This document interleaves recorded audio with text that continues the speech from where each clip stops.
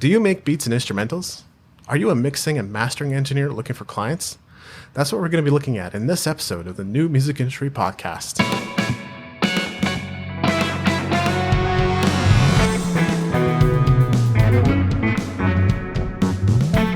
You're listening to the New Music Industry with David Andrew Wiebe. Hey, it's David Andrew Wiebe. So today I had a few questions from Kevin that I was looking to answer. I think he might have asked these over a month ago, but here we are. I'm going to make sure to send this episode over to him when it's done. But I figured if he has these questions, then there's going to be other people out there wondering about these same things. So here are my answers. His first question was, how do I market my beats, instrumentals, and other services like mixing and mastering online and increase first-time and returning customers?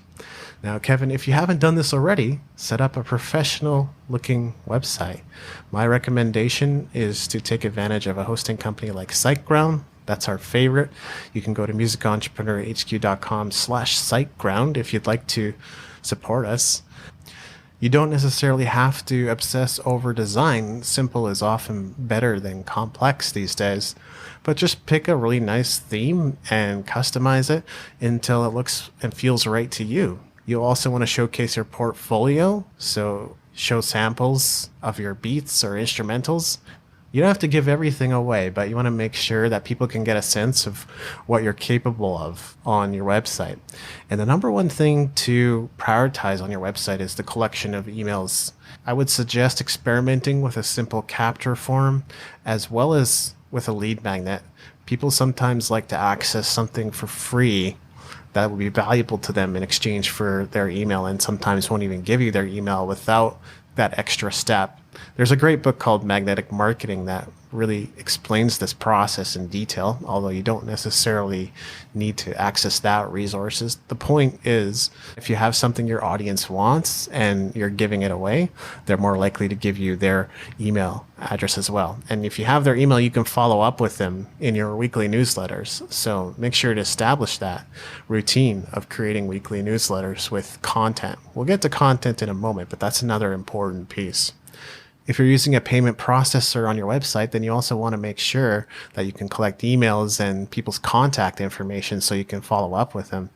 Your existing customers always make for your best customers. So encouraging repeat business is just a matter of following up with them oftentimes. Now, getting in front of your audience consistently can be a little more complicated and can certainly take some work, but I'm going to help you try to fast track that process. So I would recommend committing to a content strategy. Once per week, you should be publishing a blog post or a podcast episode or a video. Now, you should choose one channel. Don't try to do them all. I'm going to suggest here that you take advantage of video for a couple of reasons. Videos are great, especially on social media, and showing your face can build trust with your audience. Now, you definitely don't need to reinvent the wheel here, and I'm going to suggest that you don't. I would just think about the most common questions you've been asked and then address those in your videos. If it helps, you can also think about the questions you wish people would ask. Be sure to add a call to action at the end of your videos, whether it's visit my website, check out my rates, or here are some of my beats. All that beautifully created content is all for naught if you can't get people in the door. And the other great thing about video is that you can distribute them across various social media channels. You can put them on Facebook, Instagram, Twitter, YouTube, and LinkedIn. And those are the main channels I would recommend. Those are where you're going to get the most traction and you're going to see the most people engaging. You can also publish your videos or embed your videos on your blog. That's recommended as well. Now, this strategy does require some time and effort, so don't go into it thinking that it's somehow going to be easy, but it can be quite effective. Platforms like Twitter have some limitations. They only allow videos of up to 2 minutes and 20 seconds, but that might be a reason or a bit of an incentive to keep your videos short, and people in social media tend to like short, punchy content anyway.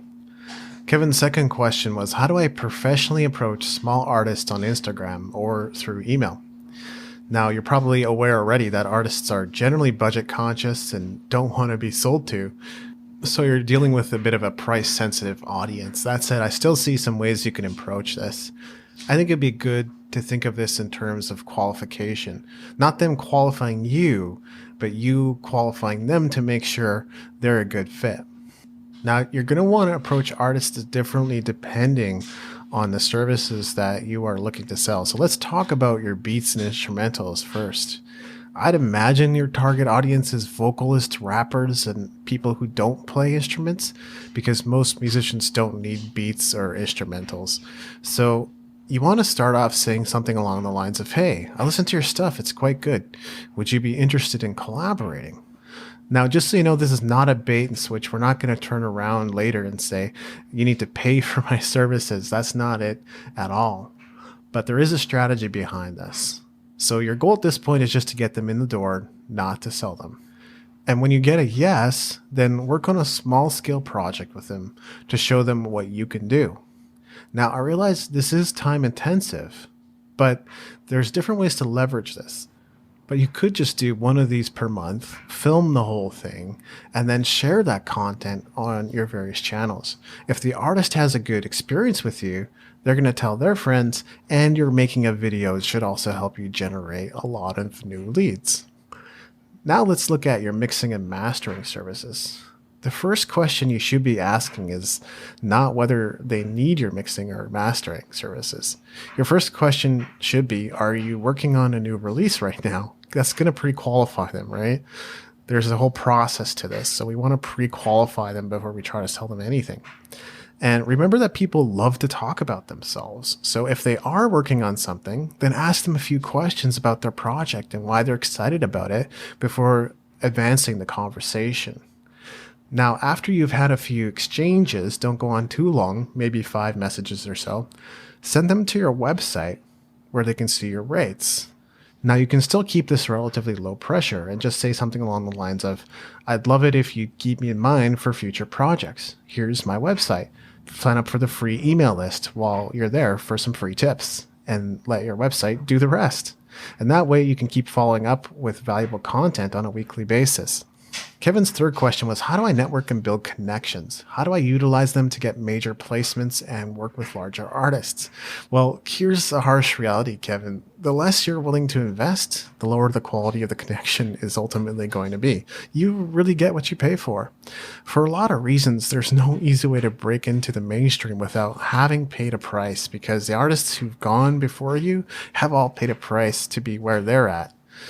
If you don't have a taxi subscription, that would be a great place to start. I know it's not cheap, but if you want to make better quality connections, that's going to be a serious consideration. They have an annual convention called the Road Rally, and for obvious reasons, it's virtual right now. But you want to make sure you're attending all 3 days. Show up early, stay late, and chat with as many people as you can, not with the intention of selling, but with the intention of creating connections and establishing relationships, friendships even. And I'd be surprised if you didn't generate a few prospects or leads out of that. Now, I can't say for sure and I can't guarantee anything, but I have a feeling taxi is pretty much exactly what you've been looking for, especially if you're looking to work with major artists or get major placements. So I would recommend looking into it, and if you can't afford it right now, see if you can save up for it. It's launch month for my new course, the Entrepreneurial Essentials for Musicians Masterclass, and it's currently available at a highly discounted rate. So if you're ready to accelerate your music career, head on over to musicentrepreneurhq.com/masterclass to learn more. This has been episode 224 of the New Music Industry Podcast. I'm David Andrew Wiebe, and I look forward to seeing you on the stages of the world.